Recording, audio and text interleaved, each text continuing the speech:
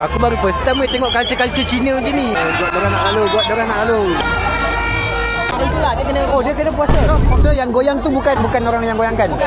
Tengok guys, dorang ni bagus lah. Masjid tu sedang berkumandangkan azan. Betul, dia semua diam je. Awak orang mana? Kedah. Kedah mana? Jitra. Orang Jitra. Kau Cina boleh cakap Kedah lah. Boleh cakap Tengah lah. Macam mak aku. Mak orang Kedah. Mak orang Melayu. Slang lah. Mak pasal Kedah dah. Mesti orang Kedah. Cina berapa orang je Cina? Ya. Wah, ni first time saya tengok Chinese boleh cakap Kedah. Serius.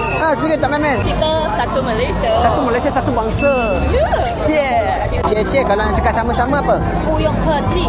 Puyong kecil. Puyong kecil. Puyong kecil. Ikan puyong kecil. Macam burung kecil ya. Ada weh, kau ni tengah puasa ke tak Okey. puasa? Kena suci sikit. Puasa weh, puasa orang Jitra marah. Puyong kecil. Sekolah. Ya, ya, ya.